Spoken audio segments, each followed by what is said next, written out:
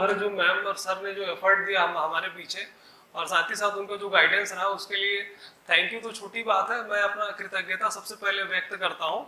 और सर का हमेशा कंटिन्यूस गाइडेंस रहा, जब भी सर मिले सर हमेशा पूछते थे कि पढ़ाई कैसी चल रही है। सर ने हमेशा मोटिवेट किया, मैम ने हमेशा मोटिवेट किया, हमारे फादर को भी हमेशा समझाते रहे कि हो जाएगा करके। तो वो उनका जो साथ जो था वो मेरे थ्रू आउट जो जर्नी पीरियड में रहा, उसके लिए सबसे पहले मैं अपना जो कृतज्ञता है वो व्यक्त करता हूँ।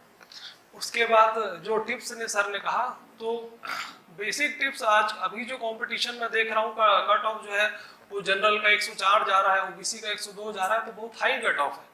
तो बहुत हाई कट ऑफ में अगर आपको डील करना है तो फिर उसमें एक तो है कि जैसे अभी फुल टर्म क्लासेस चल रही है, तो आप फुल टर्म क्लासेस में अपना फुल एफर्ट दीजिए और अपने पढ़ाई का जो टाइम है उसको बढ़ा दीजिए। क्लास नोट्स जो है उसको आप टारगेट बनाइए, जैसे अभी आप जैसे फुल टाइम क्लास कर रहे हैं तो आपका सबसे पहला टारगेट होना चाहिए कि क्लास नोट्स को आप 50 बार कम से कम पढ़ें। क्योंकि जब तक क्लास नोट्स में कमांड नहीं है, आप कहीं कहीं से कुछ भी पढ़ते रहेंगे, उसका कोई सेंस नहीं, उसकी रिटेंशन उतनी ज्यादा नहीं रहेगी। नॉलेज गेन करना अलग बात है और उस नॉलेज को एग्जाम तक पहुंचाना दूसरी बात है।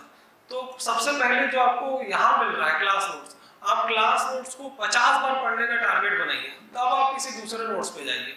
जैसे ही आप क्लास नोट्स आपके टिप्स पे हैं, फिर आप क्वेश्चन बैंक्स पे जाइए और उनको सॉल्व करिए। लेकिन क्लास नोट्स का ऐसा कोई भी सवाल आपसे गलत नहीं होना चाहिए, पहला आप ये ध्यान रखिए। उसके बाद जो क्वेश्चन बैंक्स हैं, उन क्वेश्चन बैंक्स को आप बार बार लगाइए। सबसे अच्छा तरीका ये होगा कि जो क्वेश्चन बैंक के जो क्वेश्चन क्लास नोट्स में कवर नहीं हो रहे हैं, आप क्लास नोट्स में थोड़ा थोड़ा स्पेस छोड़ते जाइए हर पॉइंट के बाद, वहां उसको लिख लीजिए। जितना कॉम्पैक्टेड आपका मटेरियल होगा उतना आसान होगा रिवीजन के लिए। और आज के डेट में रिवीजन सबसे बड़ी चीज है, क्योंकि सिलेबस का लेंथ और ब्रेड्थ बड़ा है। आप जितना उसको रिड्यूस करते जाएंगे तो आप सिलेक्शन के उतने पास आते जाएंगे। तो चीजों को आप कॉम्पैक्ट करिए। सर जानते हैं कि मैं जीएस में भी मैंने जो क्वेश्चंस पूछे गए थे उनको मैंने कॉपी में ही लिख लिया था, क्योंकि लास्ट टाइम एग्जाम जैसे ही पास आएगा आपको समझ नहीं आएगा कि नोट्स पढ़े कि क्वेश्चन देखें कि क्या देखें। तो चीजों को अगर आप एक जगह लाने में थोड़ी मेहनत कर लेंगे तो आगे वो सालों तक आपको काम आएगी।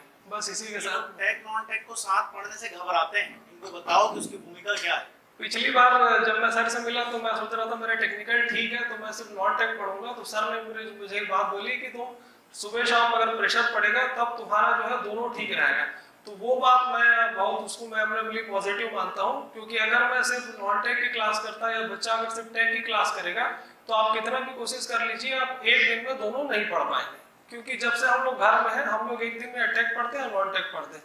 तो अगर सुबह शाम क्लास हो रही है तो थोड़ा थोड़ा ही सही आप रोज सीखते जाएंगे। आप घर में बैठेंगे आप सोचेंगे कि मैं मान लीजिए आप टेक की क्लास कर रहे हैं नॉन टेक नहीं कर रहे हैं, आप कितना भी प्रयास कर लीजिए कुछ दिन के बाद आप नॉन टेक पढ़ना छोड़ देंगे। तो इसलिए आप क्लासेस दोनों करिए, दोनों को साथ में पढ़ना बहुत जरूरी है। क्योंकि जब आज का कंपटीशन ये है कि सारे चीज में आपको सेम कमांड की जरूरत है, तो दोनों को आप साथ में पढ़िए। ये मत सोचिए कि बहुत ज्यादा एक दिन में पढ़ लेंगे, लेकिन थोड़ा ही सही रोज थोड़ा थोड़ा सीखते जाना ही है। कंटिन्यूस इंप्रूवमेंट ही एक तरीका है और कोई तरीका नहीं है। नोटिफिकेशन का क्या वेट करना चाहिए तैयारी करने के लिए, या पहले तैयारी करना चाहिए और जो नोटिफिकेशन है उसका देना चाहिए? इस एग्जाम में मेरा 3rd रैंक है। ये बात थोड़ा सा मतलब यकीन करना मुश्किल होगा। जो 50 दिन मिले थे मैंने उसमें सिर्फ 8 से 10 दिन पढ़ाई की होगी। मेरे भाई की एक शादी थी तो हम लोग उसी में बिजी थे। उस 8-10 दिन में मैंने सिर्फ कंप्यूटर पढ़ा था और मैं सीधे एग्जाम देने गया हुआ था। तो नोटिफिकेशन का जो बच्चा वेट करेगा, नोटिफिकेशन के बाद तो आपका दिमाग भी आधा काम करेगा, तो उस समय आपकी एफिशिएंसी वो नहीं रहेगी जितना अभी आप बिना नोटिफिकेशन के पढ़ पाएंगे। इसलिए सिलेबस का वेट मत करिए। नोटिफिकेशन के बाद तो हर आदमी पढ़ रहा है, तो फिर आप में क्या नई बात है। एक बार फिर से पंकज को